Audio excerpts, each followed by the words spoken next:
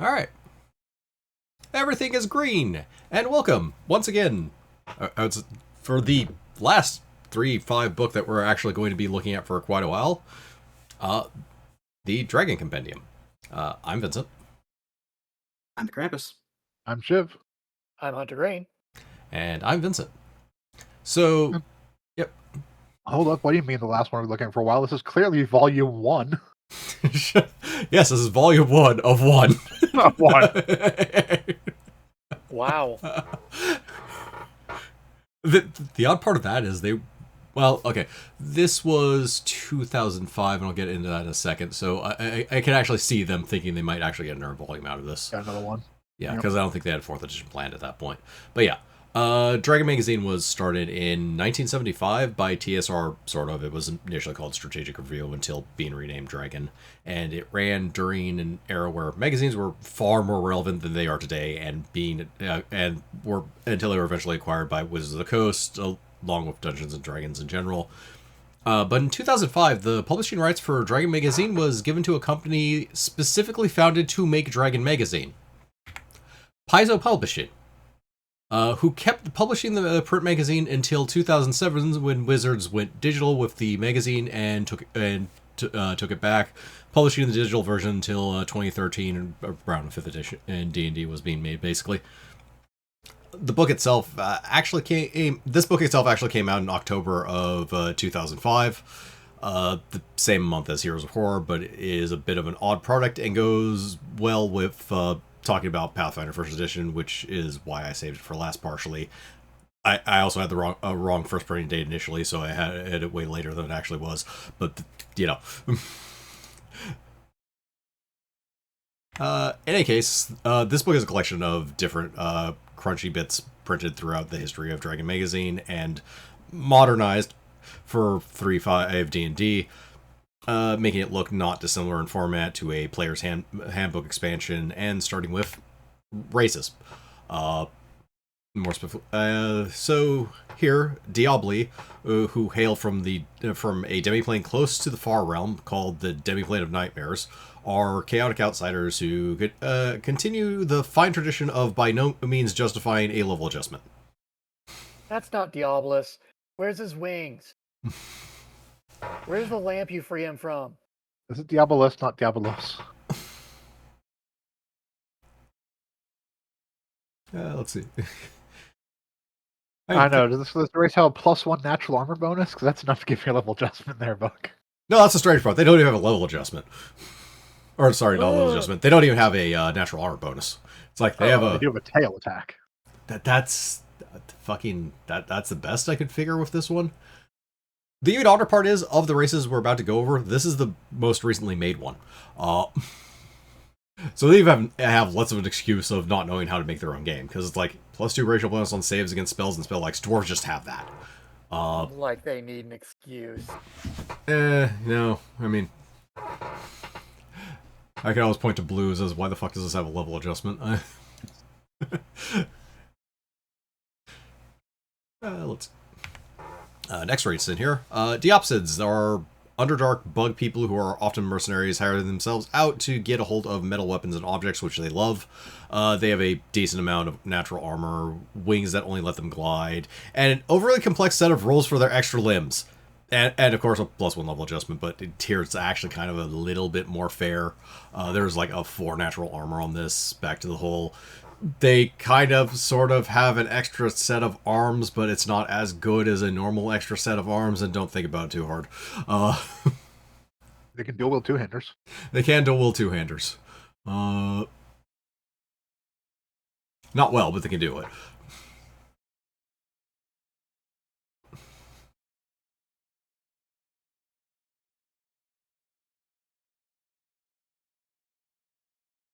Yeah, it's a normal penalty for 2 weapons with a non-light weapon in the offhand. I think it does let them do two-hander and shield. It does let them do two-hander and shield without issue. Basically, they can do the second handing with their secondary arm, basically. But they have like odd penalties if they actually use both primary hands.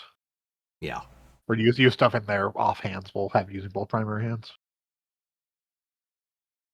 But yeah, I can actually see the level adjustment on this one a little bit. There's just enough going on here. Also, I have a slight. They do also get access to all the two-hand stuff without actually needing the deck prerequisites. They can do like strength dual wielding. Yeah, which is also nice. Yeah, they're an actual interesting race, kind of, from a mechanical standpoint. Let's see. Next, Devati are probably the most unique race in this book. They are born as identical twins with a single soul, meaning your one character is actually two. Mechanically, they progress as a single individual would, sharing their class and acting as one character as far as XP is concerned. Casting a spell requires both twins to take actions, but other actions like attacking doesn't. Each twin's HP is 1/2 the hit dice result plus a full con bonus for each of them. So they come out... So it's more than half, but not full HP. They share all daily uses and spell slots between the two of them. Personal range spells affect both twins, as do mind affecting abilities. And when one dies, the other will as well if the dead twin isn't returned to life relatively soon. You've got a few days, but it's not. Yeah. Also, they have a +1 level adjustment, but again, I can see it more on these ones. You're literally breaking the action economics by its nature. And granted, they were smart about it and made it so you can't break spell action economics, you have to do non-magic things. Like psionics. Which wouldn't actually work, it counts as magic by transparency rules, but... And also, no DM is going to fucking let you get away with that.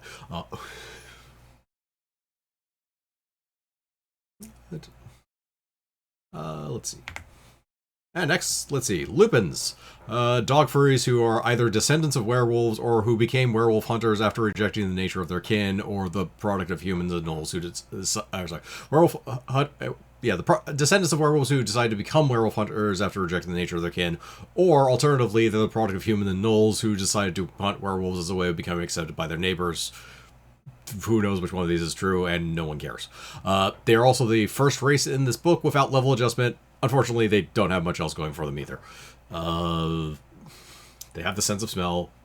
They're good at werewolf stuff, sort of. That's about it. No stat adjustments on them either. Just like there's nothing terribly interesting going on here, really. They're fine if you want to run a dog furry, basically.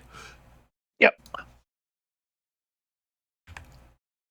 And finally, for races, Tibbets are descended from cats kept as familiars that, thanks to the magics and intelligence granted by being a familiar, eventually became a race of smaller humanoids with some minor-like cat features that are distinctly in the non-furry camp, and can transform into common house cats that are distinctly in the you sick fucks camp.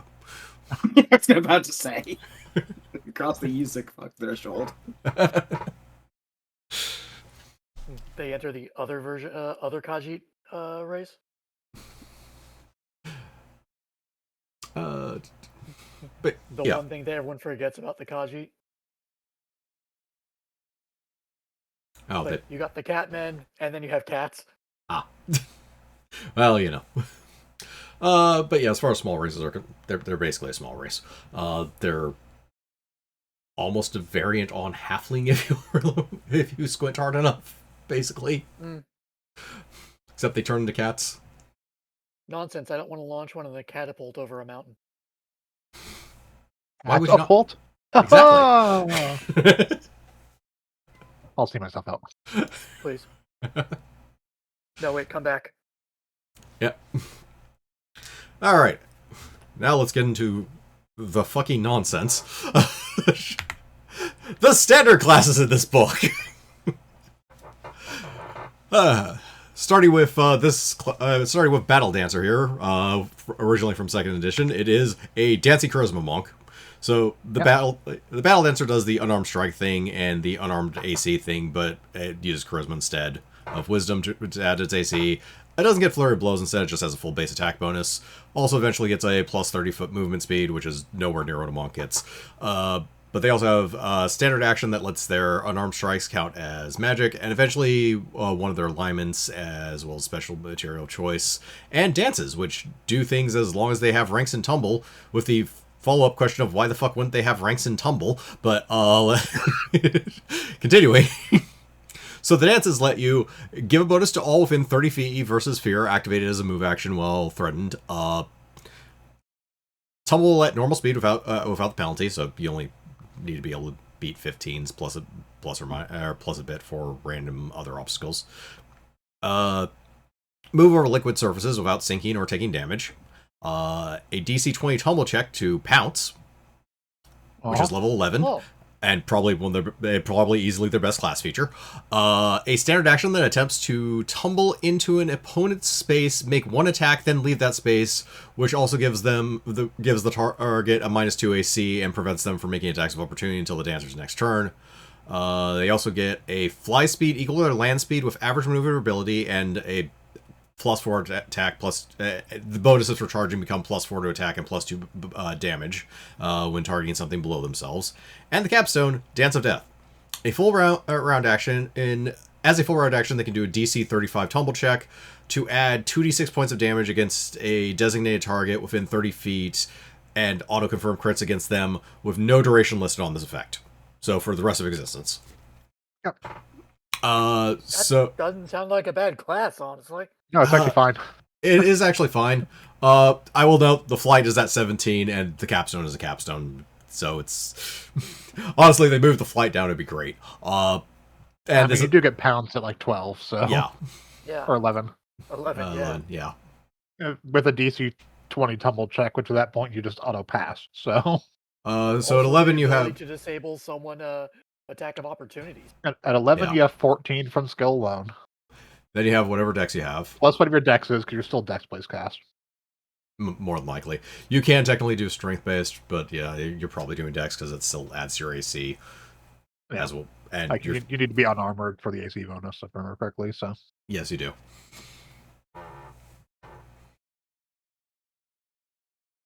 You can also technically dual wield as this class. It's just you actually have to take the feats. Yeah. Yeah. Which you probably will, honestly. Yep. Okay, now that we're done with the simplest class in this book.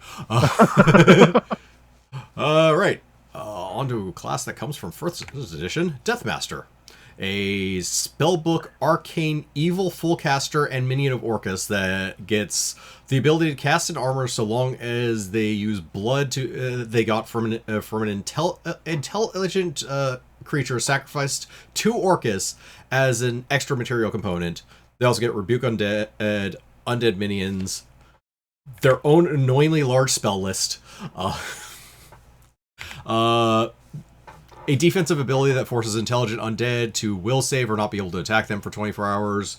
And mindless ones just can't attack them unless they're being controlled by someone else to do that specifically. A free action that destroys an undead they controlled and gives them temporary HP, dark vision, a bunch of immunities at 15, and a capstone if they just become a lich, even if they normally couldn't. Well, there are probably better ways. Plus a class. Huh? It's just wizard plus a class. It's wizard plus a class, give or take. Their spell list is more limited than wizard. Yeah. But yeah.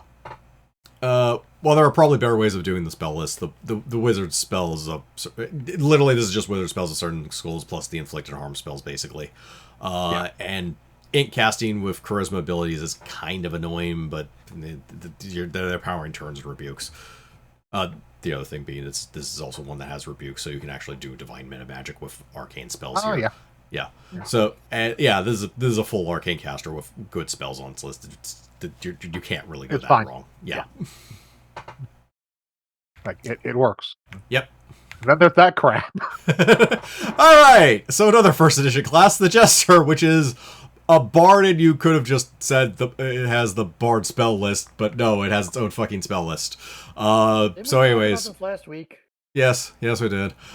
I will keep harping on. Well, it's literally in front of me right now. AK Ace.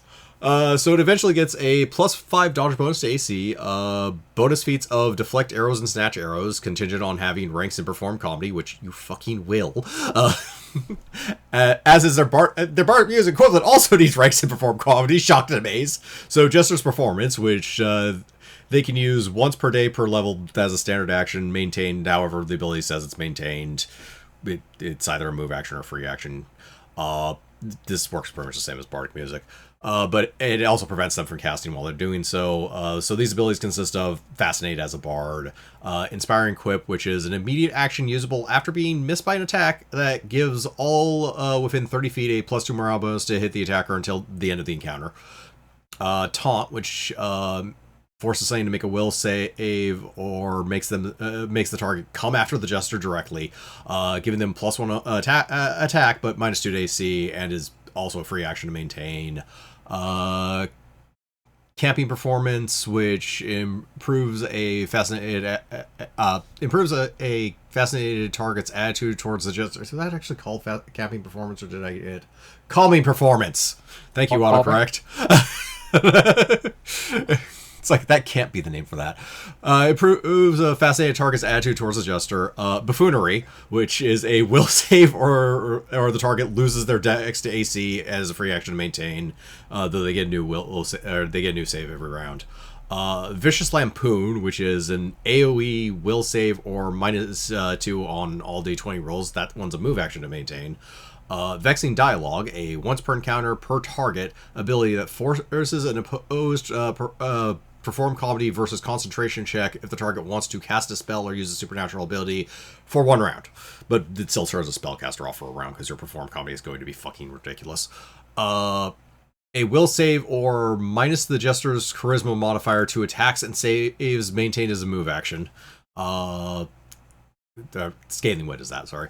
And they also get the ability to use their performances against intelligent undead. It adds like 2 to your +2 bonus to saves versus such abilities, but it still works. Right. So the list of performances is neat, but there's no killing joke, so 0 out of 10.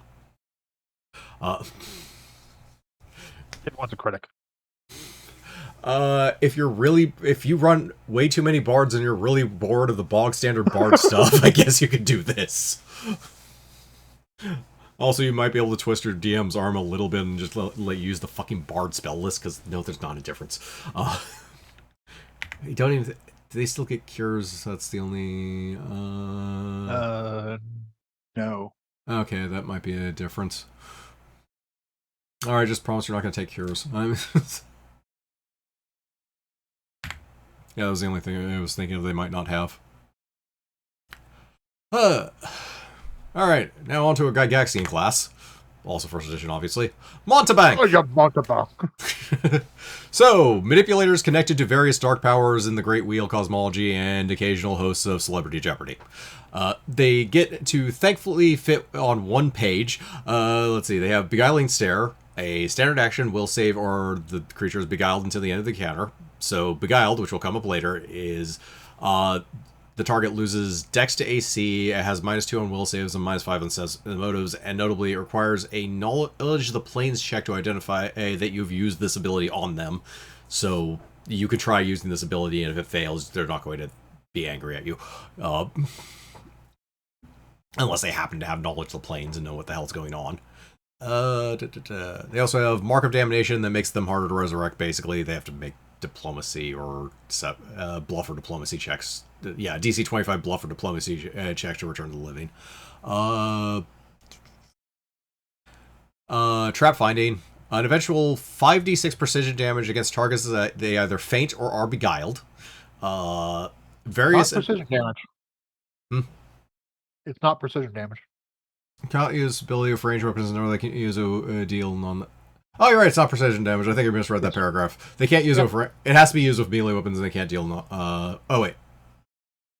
Oh, yeah, even those immune to crits. Okay, I think I literally read the sentence backwards. I'm so used to it. It's like they're specifically pointing out that it isn't precision damage, which is really unusual. This one implicitly is not precision damage. It works on everything.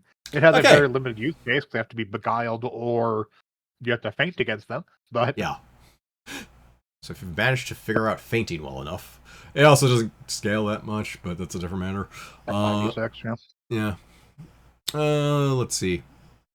And finally, getting the other bulk of the stuff, they have various Infernal Patron abilities, which are standard actions they can use half level plus charisma modifier times per day. They consist of Mass Beguile, a 30-foot medium range AoE will save or beguile for charisma modifier rounds that doesn't affect targets with hit dice greater than themselves, so... delete one So, sentence. That'd not be good. great. Yeah, literally delete one sentence. This would be great. Alter self spell, the alter self spell they can just cast. They can attempt to pretend that they're a different alignment when detected, which will fail if the opposing or person has ranks in sense mode, or the difficulty becomes impossible. Basically, they also cast displacement with this ability. Eventually, use a use of this ability and a move action to Dimension Door with a max distance per day of 10 feet plus 5 feet per level. Although they get to add 100 if they're wearing a Cloak of the Mountebank. And also lets you use Deceptive Attack dice on attack made right after using this teleport. So there's that at least. They also have, let's see, a single target confusion. Two uses. They can use 2 uses of this ability for teleport self only.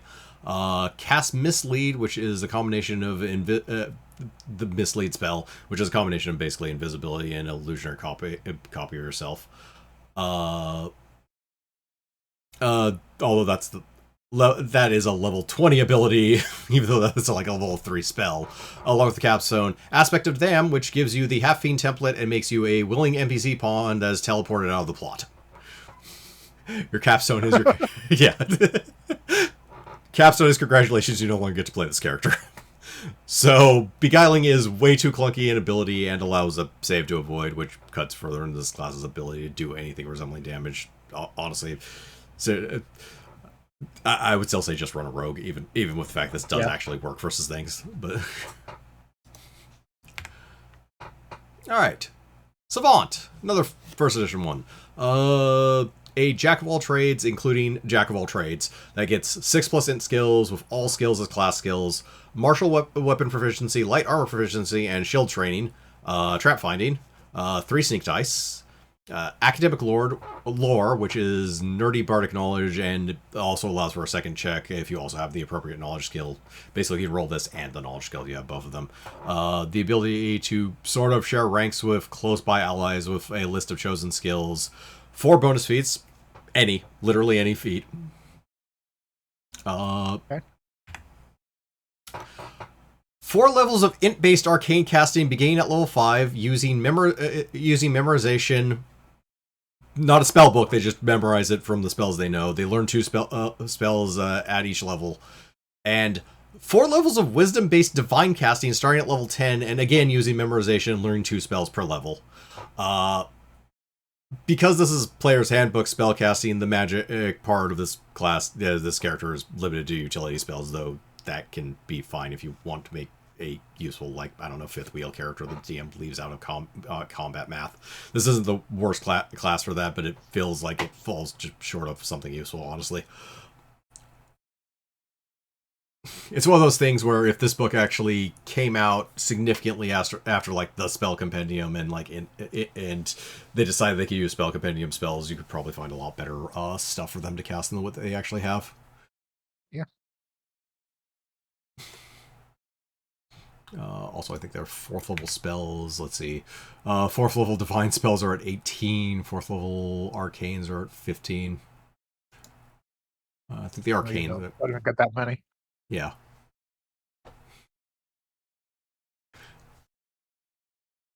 Add together is probably fine, but yeah, they don't really get too much of them. I mean, we already know what you want to do if you actually want to be a combo arcane divine caster. So. Yeah. That prestige class works fine. That it does. Alright. This thing. Yep. Shire, a full arcane casting class that works super strange. It's technically a charisma caster with a list of spells known chosen from the wizard list, as well as several different domain lists, but is neither memorization nor spontaneous caster. Instead, the Shire sends its familiar off to the plains to negotiate for a spell that can fill one of your spell slots, which requires a diplomacy check on your part. This can be any arcane spell you know, which it retrieves in a D4 plus spell level rounds. Any wizard spell you don't know, which takes a D6 minutes plus, or D6 plus spell level minutes, or any divine spell that you could learn, known or not, which takes a D6 hours, or D6 plus spell level hours. So once the spell is retrieved, it stays around for 1 hour per class level, and spells are retrieved with metamagic, the metamagic that you actually know if you want. So you use it ahead of time. They also recognize genie craftsmanship, gain minor resistances for base elemental damages, bonuses to save versus elemental spells, and DR versus things with elemental subtype, or versus elemental subtype creatures, and the ability to once per day call a Johnny, plane shift starting once per day and growing to at will at level 18, and call the ability to call other types of genies as well, and the ability to craft genie prisons. Or prisons. You can craft a lamp. So as far as gen are concerned, they are about as tough as familiars normally all are, but they can also plane shift at will and do so to retrieve your spells, which thankfully states they appear next to you once it's done, because otherwise their spellcasting would be even fucking weirder. So plane shift is not an accurate spell. You end up with between 5 and 500 miles off target. So you can actually keep your you can keep your gen out of combat anyways. So you have like a mild share senses with them, so calling them back or keeping them away from combat is not actually hard. However, having them plane shift off is going to have the issue of, and then they're going to come back and well, it could be somewhere between 5 and 500 miles away. But yeah. Vet, Shari, it starts out as far worse wizard who has to wait several rounds per attempt to get a spell they know with a small failure chance, but ends up as a much more powerful character once it can hold spells for practically the whole day, auto-pass the diplomacy checks for any spell they want, and can leave slots unfilled to grab utility spells from the entire wizard list, and even a few divine spells, though that requires far more prep time. In general, you still need to basically do your equivalent of memorizing spells in the morning once you get to a high enough level. Though if you're doing more traditional dungeon crawls, you have more leeway on time. It's like, we're not going to spend more than 5 hours in this dungeon. I can do it right before we enter the dungeon or something. And just having a much quicker on-the-fly memorization than wizards do, as well as the ability to just get stuff they just plain don't know. It's like wizards are limited to what's in their spell book. The Shire ignores that completely. And both they're a diplomancer. Okay. And finally for the classes, urban druid, a druid, but urban. You already had a book about this. Yep. So they have strange alignment restrictions listed here with neutral good, neutral, lawful neutral, and lawful evil. But the previous page also lists that's supposed to be neutral with no chaotic neutral allowed instead of what's listed here, so that's probably correct. In any case, they also have limited proficiencies, and they lose their spells and abilities if they wear the wrong thing or use the wrong shields. Basically, they use a buckler, but they can't use anything else. They druids. Yep. Cast spells from their own stupid list as a memorization divine caster, but can spontaneously cast the repair line of spells. Hooray. They also have the usual divine alignment restrictions. They can't cast stuff outside their alignment, or stuff of opposite alignments. A bonus to gather information and knowledge local, a bonus equal to their wisdom to certain skills within a growing list of favored cities, as well as a +2 to will saves while in the same places.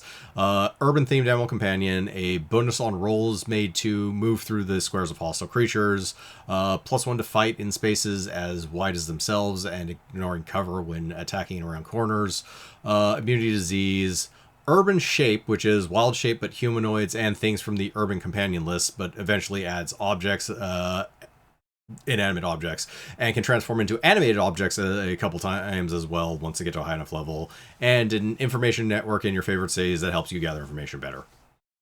Also, here's some new spells which we've mostly seen before. Nothing terribly interesting, but yeah, their repair line. I don't know if we've actually seen their repair line now that I think about it. I don't think so. Yeah, because that would technically have been in Eberron, I think, is where it originally pops up, because you have Warforged. Yep. But yeah, repair line. It's the cure line, except it says repair and it works on constructs. On constructs, basically, and objects. I think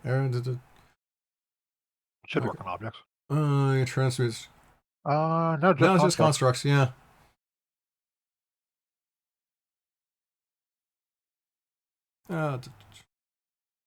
Oh yeah, and here's the rest of its own spell list because it's a fucking 9-level caster.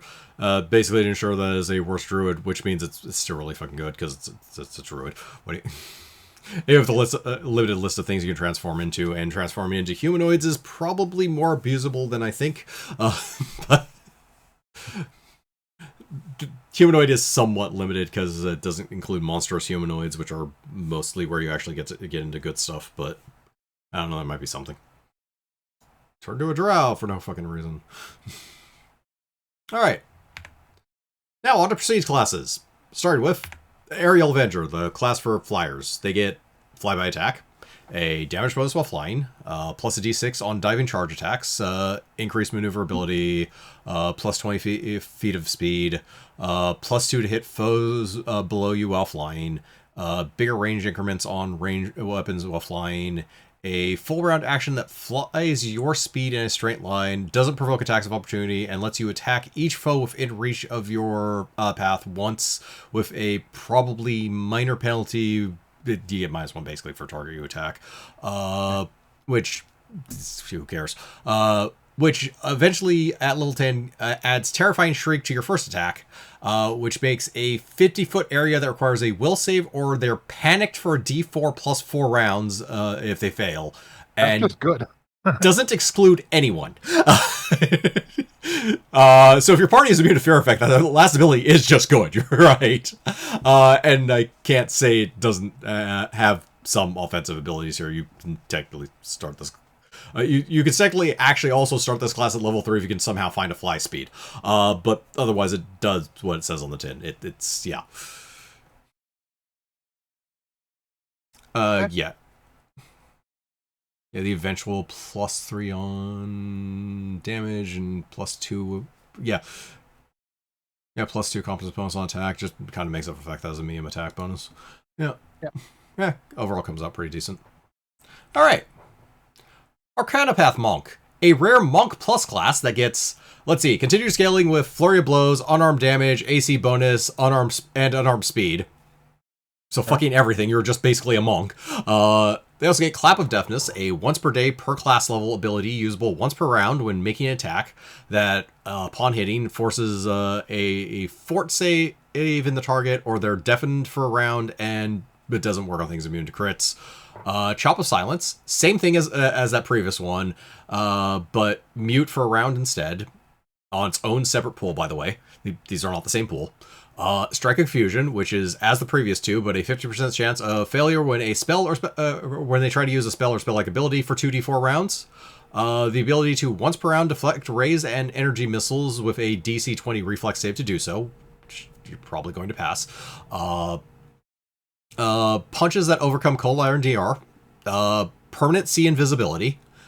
Slap of Forgetfulness, which, like the others, but instead they lose a D4 arcane spells starting with their highest level spell slots.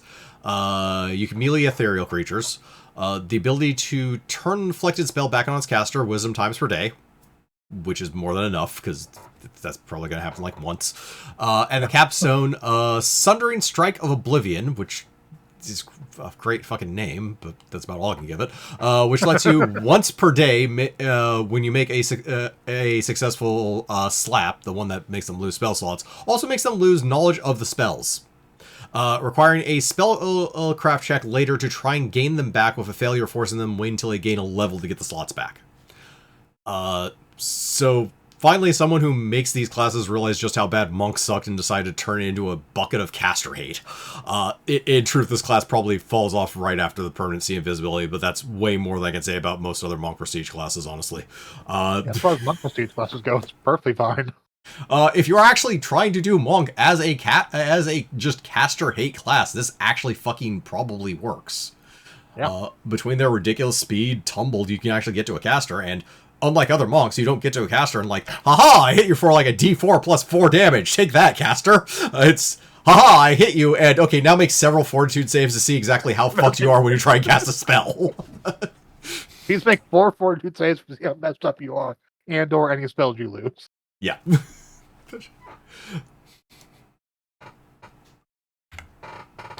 right. Blessed of Grumish. Didn't you try this shit before? God damn it, Monty.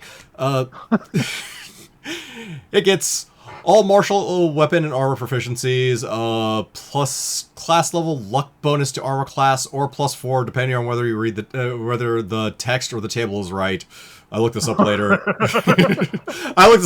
It's the table. It's not the text, unfortunately.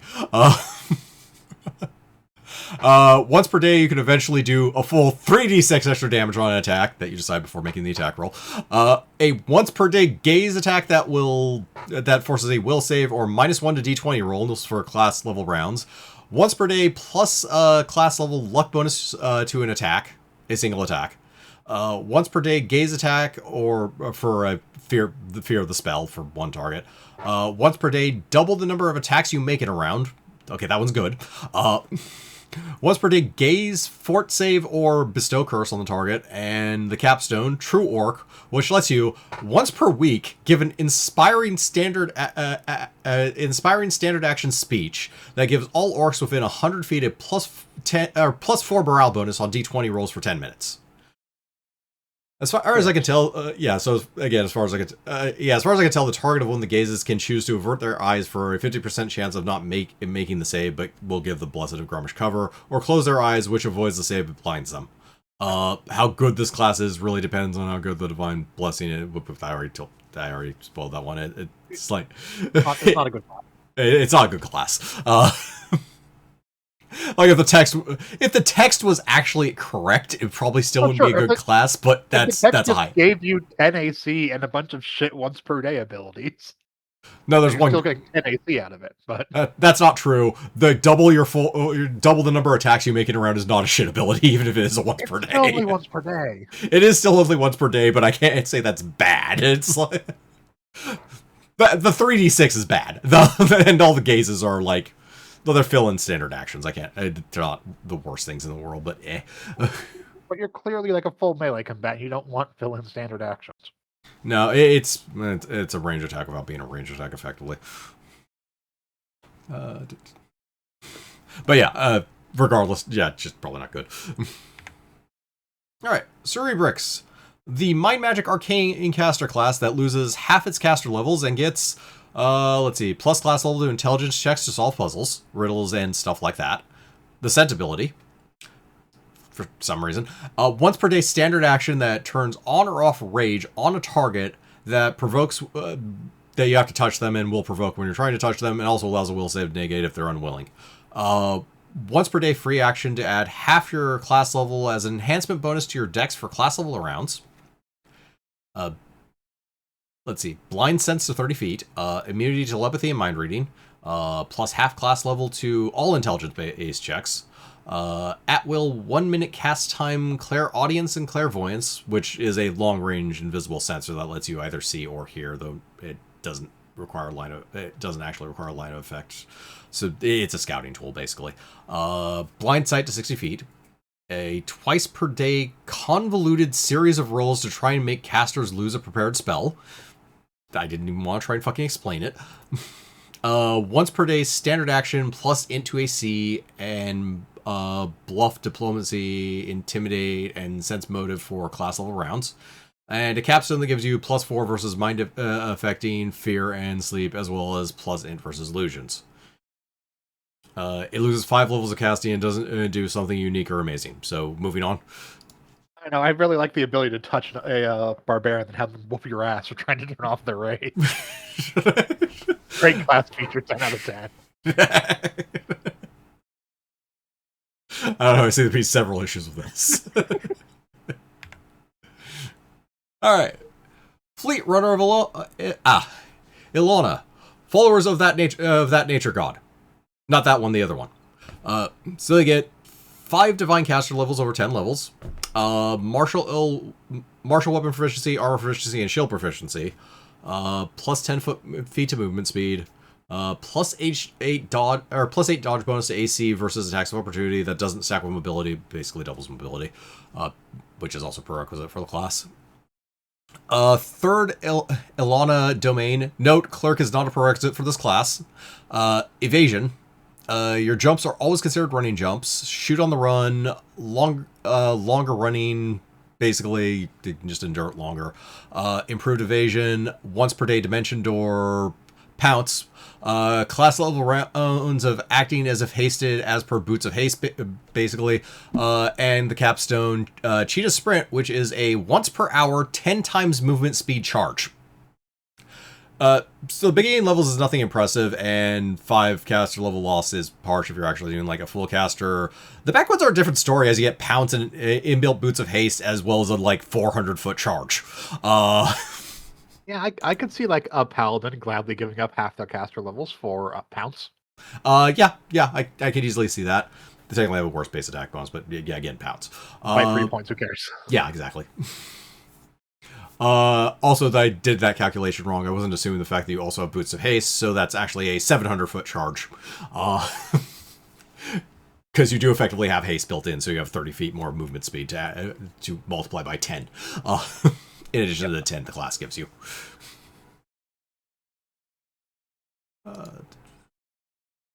Alright, next. Flux Adept. Another caster that loses half its casting levels and gains plus half caster level 2 moves. Huh? And gains fucked up hands. Gains fucked up hands. Yep, it sure does. No, I was thinking something else. Alright, so plus half class level 2 move skills, 3 times per day, probably free action, Eagle Splendor, we'll just go with it. Plus 2 to saves versus fire and cold and environmental stuff that scales to plus 4 eventually. Eat anything and immune to adjusted poisons. 3 times per day, or 3 plus con modifier times per day, either can spit acid as a range touch that will do 3d6 acid damage, or sweat acid for 10 minutes, dealing 1 acid damage when hit, per round of anything, or every round to something in contact with you. Feign death. I'm not explaining it, it's feign death. Plus class level to bluff and sense motive. Twice per day free action self-haste. Normal duration. 2 free action 1d4 damage claws that also deal 1 acid damage if you've covered yourself in acid and last for 1 round per class level, and has a 1 plus con number of uses per day. So also 1 plus con times per day. They can make a craft alchemy check to gain again the effects of a potion that they've drunken in the last 24 hours, and the capstone of regeneration 1, which is overcome by cold, electric, fire, and sonic. So, to go over regeneration, since we actually haven't talked about it until now, a creature with regeneration takes non-lethal damage from all sources other than what it's weak to, and can only be killed by what it is weak to, even when knocked out. They also recover the regeneration number in non-lethal damage each round. This is admittedly a neat level 10 trick to throw on something, but I'm not overly impressed by the rest of this class. No. Also, the damage types that get around the regeneration are incredibly common. So yeah, 3 common energy types and Sonic. Sonic is not that common, but you're absolutely going to run into cold and especially fire. Yeah, occasionally electricity. Force Missile Mage. Force Missile Mage. Yep. The mage that doesn't cast Magic Missile and stuff like that. Okay, no, it's basically just Magic Missile. It loses 1 caster level and gets, let's see, an eventual plus 2 missiles with Magic Missile, as well as free still spell with Magic Missile. You can also cause 1 of the 4 element damage types with Magic Missile, get plus 2 to Spell Pen with Magic Missile, and the ability to caster level check your way around the shield spell and brooches of shielding that would normally, the things that normally specifically block Magic Missile. They also gain a once per day immediate action shield and a constant spell turning effect versus specifically Magic Missile. Magic Missile does have its uses, as automatic low amounts of damage can sometimes get the job done. If something's at 10 hit points, Magic Missile is actually great. And if this didn't cost a caster level, it'd probably just be all on board, but it feels like it's going a bit far with this. On the other hand, this is going a bit far with this. That's just amusing its own way anyway. So, it's, from a fun standpoint, yeah, that's absolutely fucking great. I don't think it actually needs the caster level loss. It's fucking fine. That's my actual complaint here. I do like that little block of, like, here's 2 other spells that, like, Force Missile Mages might actually have. Granted, they're not Magic Missiles, so you don't give a shit. But no. If you're taking this class... It's not like any of your features work with them. It was not the general Force Missile boost. It's exclusively magic missile. Yeah. It's not generally 4 spells, it's magic missile and magic missile. Missile. Yeah, it's explicitly called out. Magic. Yeah. Alright. Monk of the Enabled Hand, the other Monk Plus class in this book. It gets, let's see, continued Monk scaling with Flurry of Blows, Unarmed Strike, AC, and Unarmed Speed. Shimso. Yep. Shimso, once per round, usable 1+ class level times per day ability that makes your attack a touch attack. Your punches are lawful at a certain point. The ability to make AOs versus opponents that hit them. They add a -5 to hit, but there's no other clause on that. Every time they hit you, you can make an AOO as long as you have the attacks of opportunity to make. Your hands are large weapons when disarming. So it's makes them effectively a +4 instead of a -4, I think. Weapon sizes aren't actually a thing in 3.5. That was a 3.0 thing, but that's basically what it would translate to anyways. And Lungso, the Capstone, which is another once per round class level times per day attack rider that bull rushes with the monk acting as if they're one size category larger. Again, that's effectively an extra +4, or just a +8 if you're normal. And also, sorry, has an extra +4 on top of that, so it's a +8 if you're a normal person. That also adds a number of feet. The bull rush knocks the attacker back, or the number of feet that the attacker knocks the bull rush knocks the attacker back is added to the damage of that attack as well, and makes the target provoke from everyone else that passes by, not the monk, obviously. The monk doesn't move for this bull rush at all. So why are there 2 good monk prestige classes in this book? Had to be somewhere. Yeah. I just like that they both managed to get, like, you have other prestige classes in here that are just bad, a bunch of once per day abilities, and they made 2 monk prestige classes, both of which who have like limited abilities, but they're class level. They're class level, and each of them is on their own pool. And their own pool. Just like, yeah, no, you just have like 10 uses of these 3 abilities, not here, have 4 once per day abilities that are all trinkety and crap, not worth an entire level on their own. Yeah. These You're very already playing monk, so. Yeah. Also, both of them have good all bonuses, or all saves, making it actually Monk is an especially all-save abused. class, so. Yeah, Monk is an all-save class, it's just they don't normally do that with Monk Prestige classes either. So it's like... okay. Do 5 levels monk and then 10 both those prestige classes, and you're You're pretty better much off golden. you never would be. Yes, absolutely. Okay. Osteomancer, the no you can't call it Bonomancer class. The hell I can't. I'm gonna take you to the bone zone. So it gets 5 caster levels over 10 levels. The at-will ability to have no bones is a full round action. I'm not kidding. You just literally Yep, get rid of all of your bones. You basically turn into an ooze pile and can It's move all around. of your skeleton. Yeah. This ability is literally called Boneless. Immunity to disease. An at-will standard action to look like a different person, which gives you also +3 on disguise checks. At-will free action bone spurs that act as both spike gauntlets and armor spikes, but are natural weapons. Basically, they're enhanced if you have an amulet of natural attacks. A will save or take a -2 penalty for 24 hours while someone attacks you. Or whenever someone attacks you, they have to make a will save or take a -2 penalty for 24 hours. Once per day in large or reduced person. Your bones are cold iron for DR purposes. Seize the core, a once per day fort save or paralyze class level targets within with a 60-foot range. All of them have to be within 30 feet of each other. And is able to affect corporeal undead and other things normally immune to paralysis as long as they have a skeleton. You grab their bones. Yep. Also, your bones are silver, and your alignments and adamantite for overcoming DR as well. They basically get all practically everything. Accidentally moving on to the next class. Let's see. Also, a touch attack usable 1+. That 1+ charisma or sap life. Yeah, 1+ charisma modifier or times per day. That's a fort save or take 2d4 strength damage.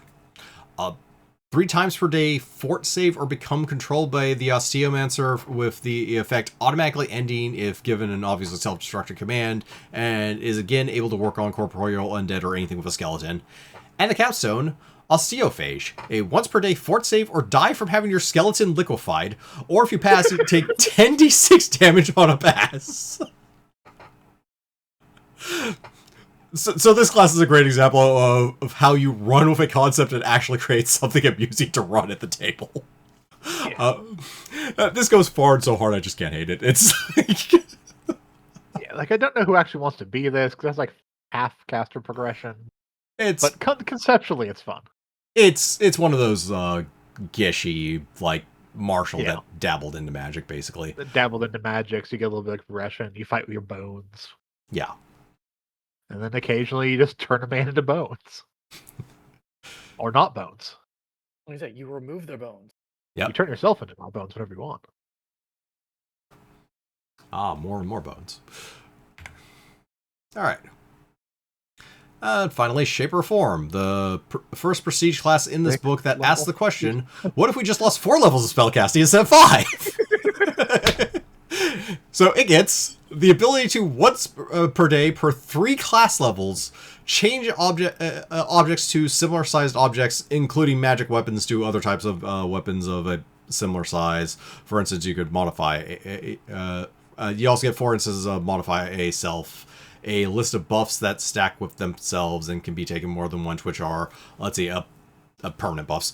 Plus 1 inherent bonus to a physical stat, plus 10 feet base land speed, change race, gender, or general appearance, but not to anything with a level adjustment. Plus 1 natural armor, and plus 10 hit points. They also get a once per day increase the hardness of an object by 1, polymorph eventually twice per day, plus 2 versus transmutation, the ability to once per day as a full all-round action transform any object into another one they can see. That's worth up to 1,000 gold per class level. For 1 round per class level, they can literally make a pebble into a magic item for all it matters, with a limited duration. Once per day, polymorph any object, and once per 2 days, Mordecaian's Disjunction. So, A lot of stuff. Yep, my entire thoughts are I'm sure you can do something with this. Though amusingly, this is a disjunction that you don't lose access to if you fail the will save on it. So you can technically, in a really fucking strange campaign, gather all of the artifacts you can ever find and just constantly try and disjunct them. Every 2 days. Why the fuck is there a 2-day cooldown? Yeah, it's definitely a class that does things. Yeah. The one that it was like a lot of them, it was once per day, but yeah, the once per day full round action to transform an object into another object could be used to make as long as you have like the initial copy of like a disposable magic item of like high value, you could technically make copies of those out of like mundane objects and just use the copy. So it could get you a once per day. I don't know what the fuck does this thing do. That costs like 5,000 gold and is disposable. Except changing the modifying things doesn't let you do that. Like, if you're doing it with magic items, the magic item quality doesn't change and only lasts for 24 hours. And you can't turn it into something that is more valuable than the original. So it's actually really limited for doing anything with magic items. Wait, finished item can have a value no greater than 1,000. Oh, that's I was looking at the light begets light ability, where you change one item. Yeah, no, it's the as above, so below ability.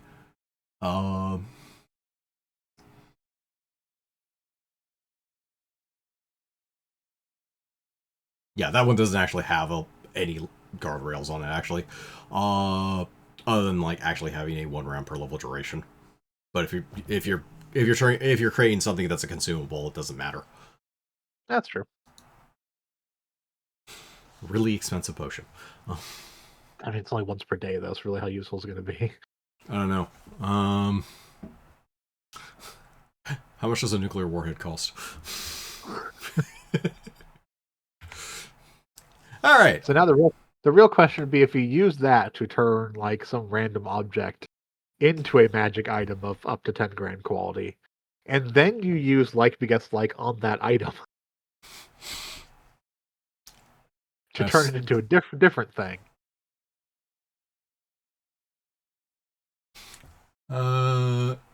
It would probably stay. This is entirely within the purview of DM rulings. It would probably stay the shape of whatever you turned it into, but the actual magic qualities would fall away after a round per level.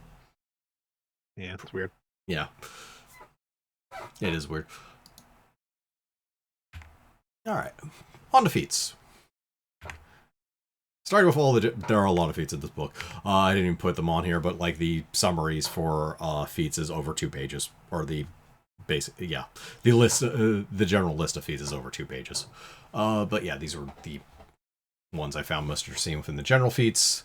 Circle Student here, which is just basically a line of you focus your dodge bonus on one thing, so you get a higher dodge bonus, competence bonus on attacks, but -2 penalty AC versus everything else. And the master version, which is increases the bonuses to +2. Cuthbert Smite here. Your Smite Evil now also works on chaotic things. So it's Smite Evil or chaotic, in case you're fighting a lot of Slad. Or the occasional Elder Evil that has DR chaotic. Let's see. Serenity here, which allows you to use Wisdom instead of Charisma for your Divine Grace. If you want to... Well, Divine Grace, Enhanced, Smite Evil. No, you basically everything. Yeah, requirement. Yeah, you no longer have to use Charisma with your Paladin at all. You can actually just you can actually just straight use Wisdom. Yeah, because Wisdom is what you cast with no matter what. Yep. Similar lines here. Deadeye actually, allows you to add your Dex bonus to range attack rolls for things where you have the weapon focus speed, though you do have to be within 30 feet for this, and it's precision damage. It's still good, even with those 2 riders. It does require a base attack bonus of +14, so it's fairly high level to get, but still really good, because that's just a shit ton of damage. But if you're making a bow character, it's just a bunch of free damage. Yeah. It's also the reason why you don't generalize as a bow character, and you just specialize, because there's so many feats that are available for it. Yeah. Let's see, Hammer Fist here. When you make a single arm attack with both hands, adds strength and a half bonus on damage roll. Does not apply if you're making a flurry of blow attacks or you're holding anything in either hand, but there's no other clauses, so I think this works with Battle Dancer, actually. Yeah. You're just making unarmed attacks. Yeah. Yeah, because it's not a once per round or anything, it's just when you're making an arm attack, so... As long as you're not doing dual wieldy things, because I'd probably say you can't dual wield with this, but... Yeah, obviously. It doesn't let you use it with flurry, but Battle Dancer specifically doesn't do flurry, so... Yeah. Let's see. Heads up. Oh, yeah. Right, this was here because it was amusing, not because it was good. And why the fuck is this a feat? But... so let's see. Pyrex's spell-like abilities are the ability to cast arcane or divine spells, and basically cast of any sort. You grasp the center head of a creature with a gaze supernatural attack within 1 hour of it being slain and just use the head. Up to 3 times during the next 24 hours, after which it's just rendered useless. Fucking... This is amusing as shit, but what? No one is ever taking this feat. But I'm glad it exists for some reason. Let's see. Kung Fu Genius here. Use Int instead of Wisdom for everything monk. That doesn't change how mad they are, but it is... No, you're still mad. It doesn't put it onto a skill or stat you're already using. Yeah. I like we have Brace for Charge, then the Just Better Pike Edge underneath it. Yes. That were in the same book. Granted, Pike Edge requires more feats or slightly higher prerequisite, a base attack +2 instead of +1 in combat reflexes, but yeah. Whenever you're ready against a charge, you could do double damage with any weapon, or whenever you're ready against a charge, you could do double damage with any weapon, or triple damage with the actual stuff that does double. Stuff that naturally ready against charges. Also, they both can be taken as fighter bonus feats. Let's see. Riposte here. If using combat expertise, which is the one that lets you trade base attack for AC, basically, whenever you make an attack on a 1-for-1. The first opponent to attack and miss you in a round provokes a separate opportunity for you, which that's actually not bad. That's cute. Yeah. Let's see. Ring the Golden Bell here, which is a monk feat. Number of times per day equal 1 plus your wisdom modifier. You can deal unarmed strike damage of a successful range attack. As range increment equal to 5 plus 5 feet per wisdom bonus. Which is neat more than it is good, but yeah. Also, you can't. If it was like a round, like for a round, you could make range attacks or melee attacks as range per attacks. attack, yeah. Not per attack, with it also being a limited use feat. Though if you are in what was the name of that prestige class? Arcanopath Monk, and you just can't get quite close enough to that spellcaster, you do only need one attack. You can't use that and then still make them take 5 fortitude saves. Yeah. 4, but yeah. Just need to fail 1. Yep. Short grip here, but classic for ball arms, which just lets you attack things next to you, just fucking in case you get locked in place, basically. Yep. Yeah, because pole arms do have the unique problem of if you have like two things in melee. Well, no, it takes a lot for them to get locked in place because you can take 5-foot steps, but it's still like, okay, screw it, I just stop being a reach weapon. And Staggering Blow. Whenever you confirm a critical hit with a melee attack that deals bludgeoning or non-lethal damage, for which you have the improved critical feat, your opponent must make a fortitude save or be stunned for 1 round. It's a rare crit fishing feat. Granted, you have to be doing it with like a bludgeoning or unarmed weapon, and they don't generally have great crit ranges. I don't think there's an 18 through 20 bludgeoning weapon, but I could be wrong. Not bludgeon, like go. Yeah. I know we'll have a ton of them to look at some point, but as for the unique feats in here, there's the bloodline feats. These are they all work the same way, so this is more of an example. But yeah, the prerequisite is having the ability to cast arcane spells without preparation, basically be a sorcerer or war mage, dread necromancer, or beguiler. They're all spontaneous arcane casters. And it will give you a list of bonus spells known at each level. So 9 extra spells known. And there are also prerequisites for other bloodline feats, of which there's either most of them are stuff like, here, you can cast this spell X times per day. But others were, and then there was like, there's occasional, like the Fey one, I think they get a +1 luck bonus to saves. But yeah. And then there's Kin Mastery, which is for any bloodline, which is once per day. Yeah, you may turn or rebuke creatures of the same kind as your bloodline ancestry, as a cleric of half your level, arcane spellcasting class, granted by the base bloodline feat. And you can choose turn or rebuke when you take this. Which, if for some reason your bloodline really corresponds to your DM's notes.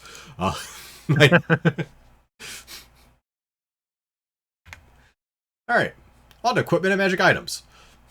And, yeah, okay, so this is going to be much more of a run-through. So the first thing we're going to do is pause for a second and see if there's an 18 through 20 bludgeoning weapon. I think there's an 18 through 20 weapon here. Okay, but yeah, there's a decent chunk of extra There's extra one, weapons here. It's a bolt.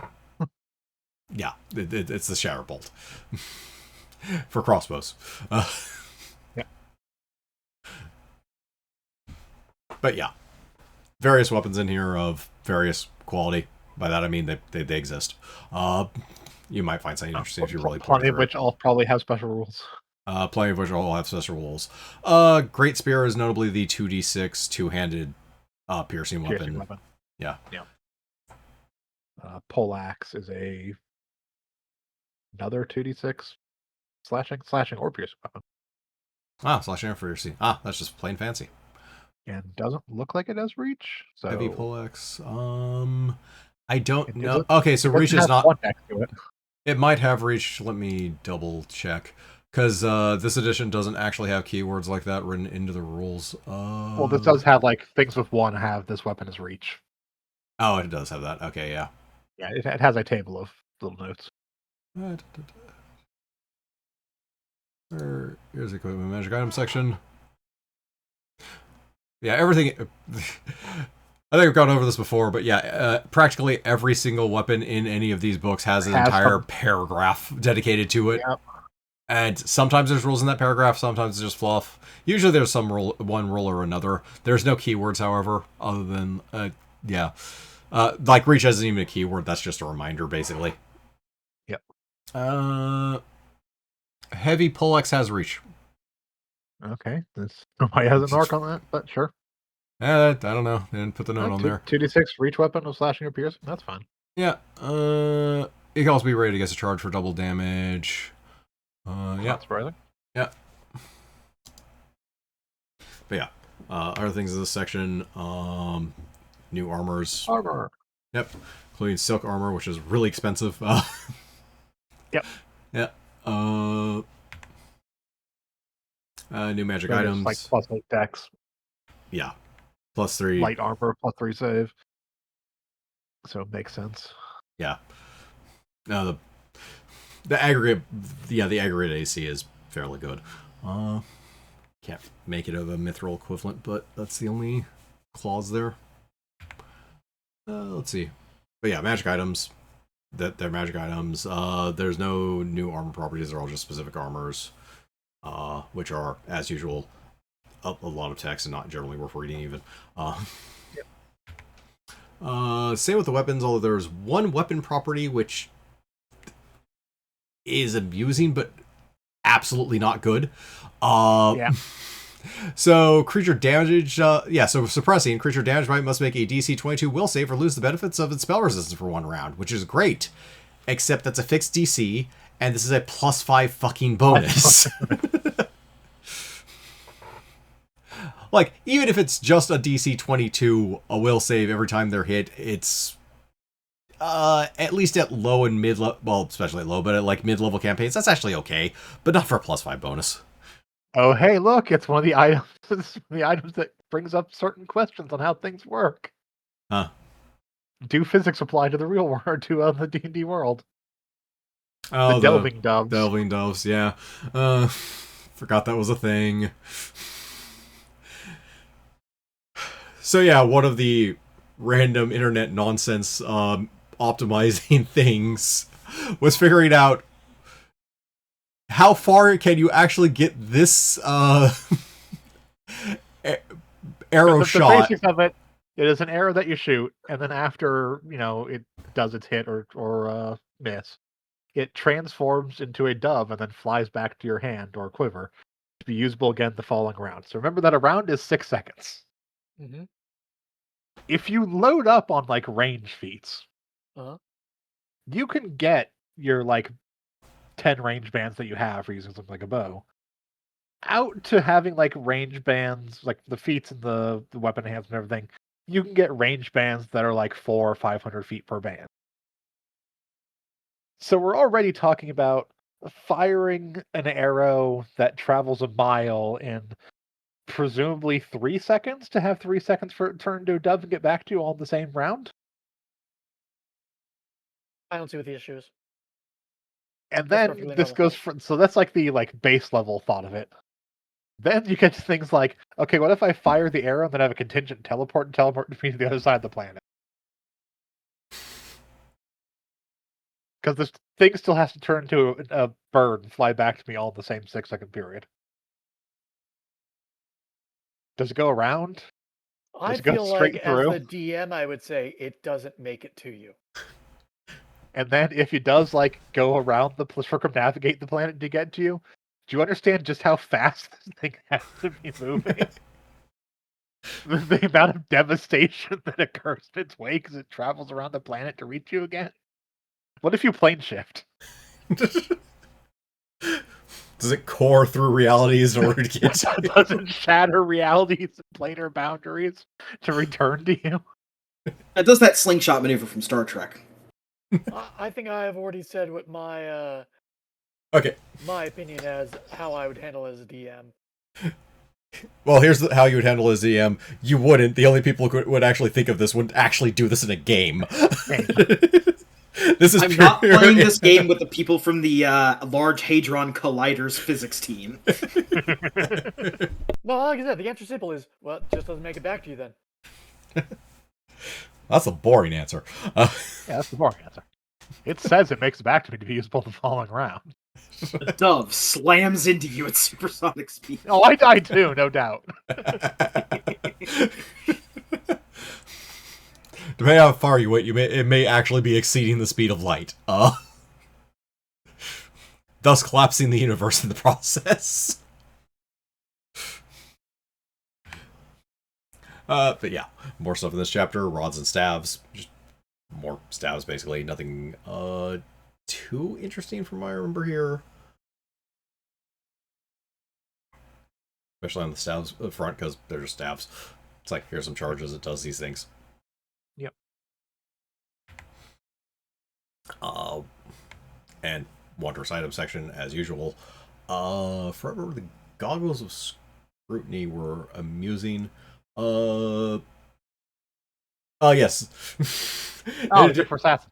Yes, they're good for assassins. Any creature with a death attack special ability only needs to slay a potential victim for 2 rounds instead of 3. Yes, good.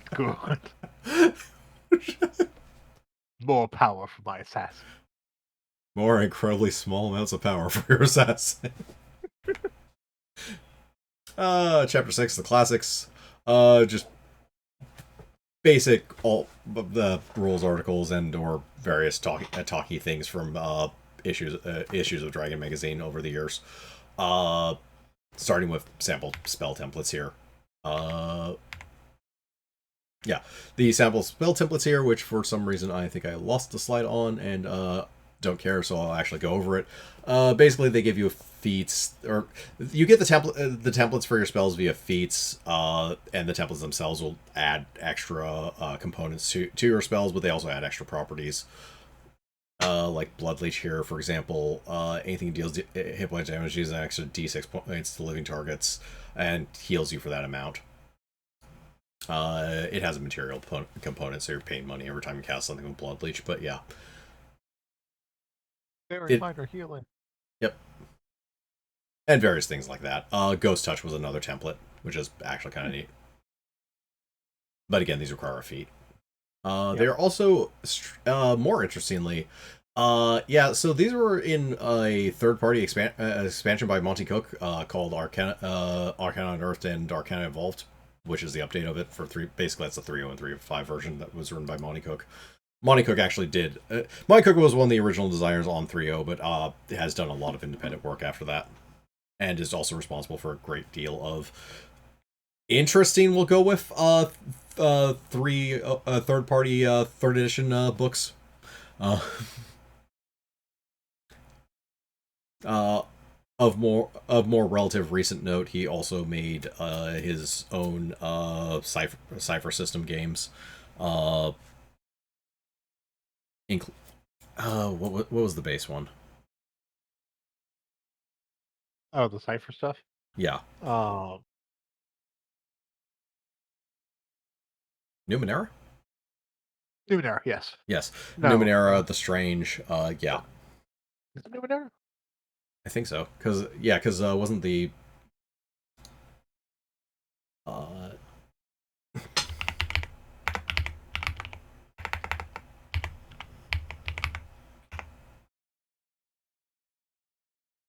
It is Numenera, yeah. Yeah, it is Numenera, yeah.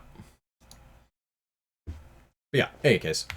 Also, here's some glyphs for people who really like the glyph stuff, and a more complex glyph system, basically, where you construct your own glyphs with various other glyphs from various other places. Then here's this article on riddles, also giving you some riddles to throw at your players, which I will not subject you to. Then also talking about runes. There's not a mechanical thing here. They're literally just talking about runes. Like, here's Germanic runes, some Comic Tongue ones. And then we get into Tesseracts. This is a very classic article, actually, about designing dungeons that by no means involve conventional geometry. Yeah, with interesting layouts such as, this thing up here. Oh, cube. So Maybe even cube 2, hypercube. Yeah. Back in the old D&D era, playgroups tended to consist of like 8 or 9 people, which meant there were 2 unique roles that don't exist anymore today. the caller, who is the person who would actually tell the DM what everyone was doing around to get everything moving, and the mapper, who would map out dungeons, because it was very much a dungeon crawl oriented game. This is entirely built to screw with a mapper by just throwing situations that make no actual fucking sense at the mapper. Let's see, outside of that, and a bunch of injury a bunch more potions, injury, contact, ingested, etc. I think precisely. Alright, so the paladin can actually use the Morphos potion, because that's paralysis, and I think that's fine.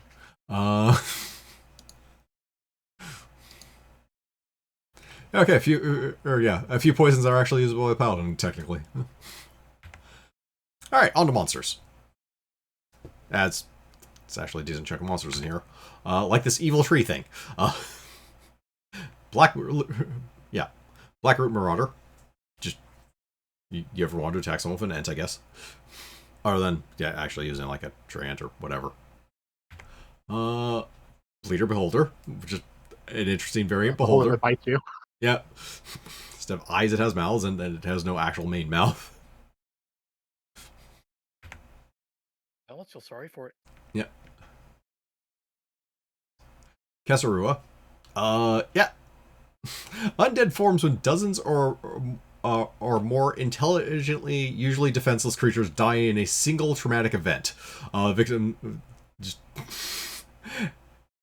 and turns into these eyes, just a bunch of eyes staring at you from. Yeah. More creepy than anything on that one. Let's see. Elemental demons.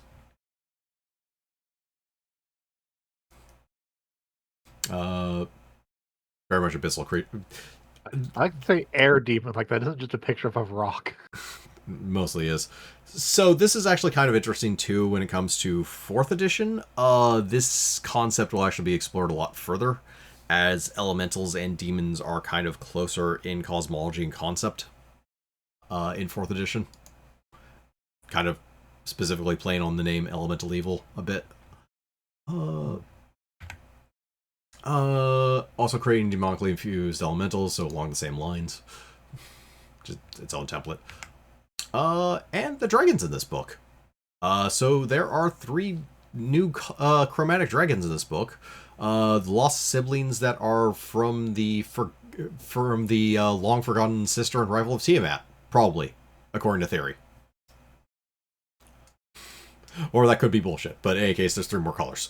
But yeah, orange dragons, territorial predators, just ambush predators, basically, lurk into rivers and lakes and tropical regions. Purple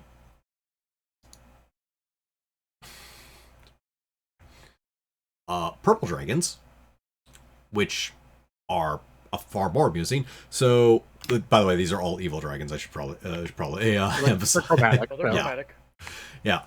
So purple dragons, which are pretty much the pinnacle, purple dragons believe themselves to actually be the rulers of all dragonkind, which they convince exactly 0 dragons of. But their general MO is actually quite a bit different than normal. They tend to take over civilizations and create empires that they rule themselves, and are actually very good at it, and will actually make a functioning society with a good economy, but they're also tyrants, so it is actually, like, heavy on the law and a little bit less on the evil kind of weirdness to it.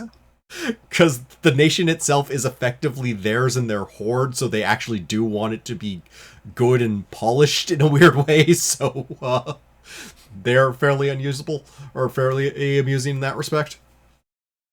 And yellow dragons here. And they also have breath weapon sword. Yeah.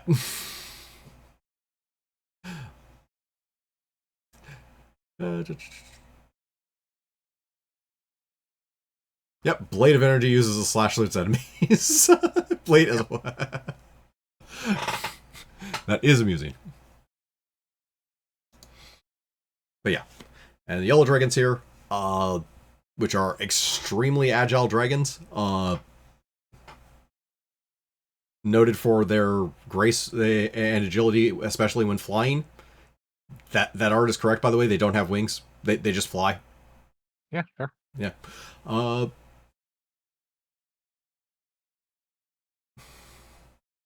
But yeah, they actually rely on speed and agility, unlike other dragons, which notably have like a dex of 10.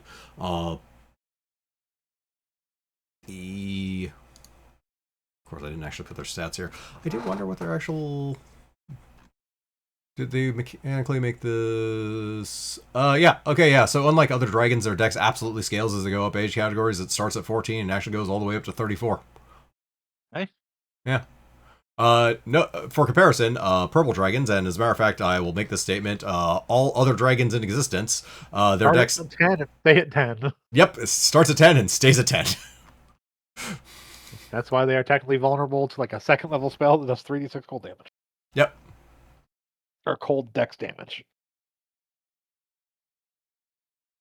Let's see. Other notable things. Yellow dragons are actually air and water for element. Purple dragons have no element, actually. And orange dragons are water element, which makes sense. They're water dwellers. But yeah. Other things in here. Ravenous creature template.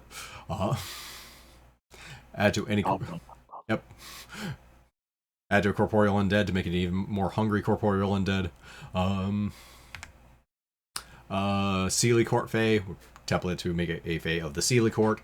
And, of course, Unseelie Fae, so template to make a Fae Unseelie. Yep. And finally, the appendices, which there's quite a few of, but these are just basically random articles as well. Here's 101 Wondrous Whereabouts. I could not feasibly fit all of these onto one slide. So, but yeah, before the Age of Mankind, the god Osiris was dismembered by his brother. The dead god's wife searched for pieces of her husband and mummified each wherever she found it. A tomb was built on side of each mummification. These many tombs of Osiris stand to this day and still house the remains of the god. More on this later when we do Vampire the Masquerade. An ancient king had an earth-shattering secret, one that he took to the grave. Before his death, he dug a small hole into which he spoke the secret. From that hole grew a whispering plant that has muttered the king's secret ever since. And finally, we get to know why kids love the taste of Cinnamon Toast Crunch. No, that is not in here. That's the 102nd Wondrous Whereabouts. Ah! Curses. AK's other stuff in here. Appendix B. 7 sentence NPCs. Just our way of constructing NPCs real quickly. Other appendices. Appendix D. Alright, here's alternate critical hit and fumble rules, also known as no. Why is there a critical values table? Why did you not put table C here? Why did you not put appendix C here? And why am I not blaming you for this? Let's see. What was appendix C?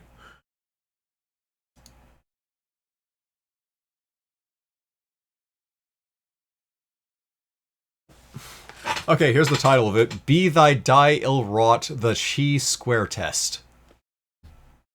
You're making that up.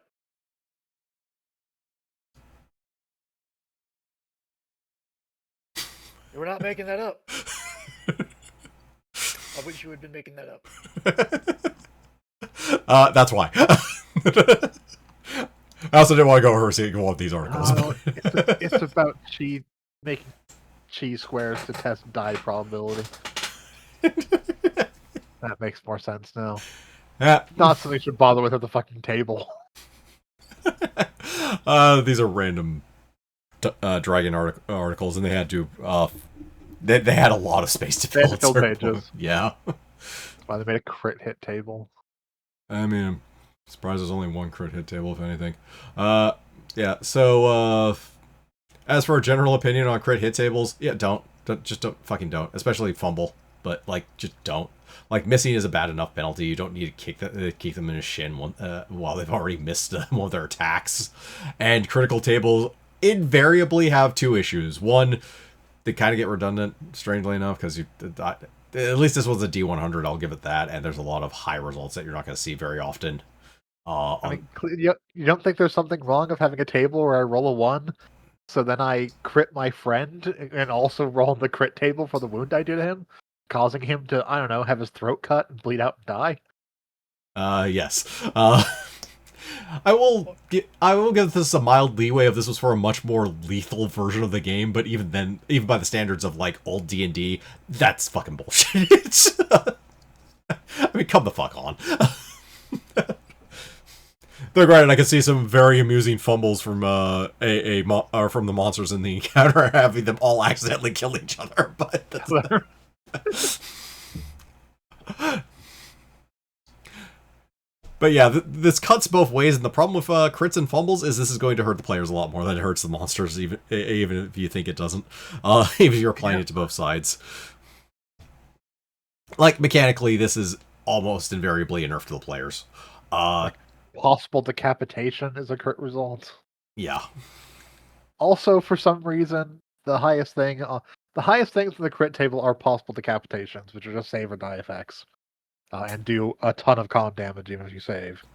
The highest result in the fumble table is roll 3 times, because fuck you.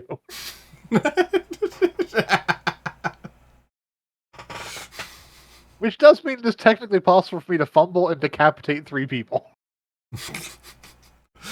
Incredibly fucking unlikely, but yes. Including myself. Yeah, hit self for critical hit damage. Yeah.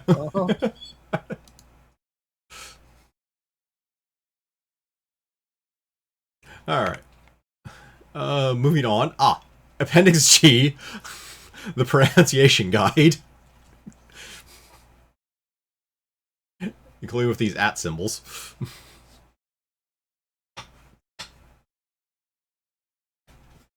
So if you were ever wondering how to pronounce various words within D&D, keep wondering. I only put through B here. Also, just say things how you want to say them. If nothing else, it will be amusing to everyone listening. If someone corrects you about the pronunciation of a D&D name, call them a nerd. That is so a pot calling a kettle black if you're pronouncing a D&D name in the first place. Let's see. Also, Solo Dungeon Adventures from oddly enough from Strategic Review number 1. One of Gary Gygax's original articles. Yes, this is about playing the game by yourself. Which I guess you could do. And finally, in the back, there were like 8 or 9 of these like full page art pieces of just various characters. Yep. Doing various things, which was just kind of neat. I thought I'd put that out there. Yeah. And the back of the book. Yeah. This is a book with stuff in it. The back of the book. Definitely a book with stuff in it. Man, there's a lot of stuff in it. I hesitate to say that 3.5 needed more of these because they have a lot of them already, but they're never unwelcome at the same time. And it is neat to see like a update 2.3.5 of some of the stuff that came beforehand. I'm interested to see what they do in Volume 2. Absolutely nothing. We heard your feedback and know that the critical table needed some work, so here's an even more lethal critical table. You made 4 critical tables, and the different critical tables can have you jump between critical tables. Actually, it would be amusing if they published it 20 years later. Here's Volume 2. Dragon Compendium Volume 2 for 5th edition. Yeah. But yeah. Hey, case. It's actually just all the stuff in this book remade for 5th edition. Yeah. And I don't think I put this in. I did put this in the initial part. Paizo Publishing has done stuff after they stopped publishing Dragon Magazine. One or two things. Yes. Of note is when Wizards went on to do 4th edition, they said, "Nah, screw that. We're just gonna keep making 3rd edition," and they made Pathfinder 1st edition. Yep. And eventually, even made Pathfinder 2nd edition. Because they couldn't really keep making 3.5 when Wizards made 5th edition. I mean, they could technically, but they're kind of And close to each other. Starfinder. And Yeah, they also did Starfinder and Starfinder 2nd edition, I Second think. edition. Yeah. I'm pretty sure the Starfinder 2nd edition now. Yeah. But yeah. Card game. Yes, because I think the new Owlcat Games Starfinder that they're doing is based on that. That makes sense. Oh, you mean we get to spend like 100 hours in space doing various things? 100, that's Yeah, There's yeah. Starfield where you Owlcat get to game. spend how Yeah, it probably is, actually. there's Starfield where you get to spend hundreds of hours in space doing nothing.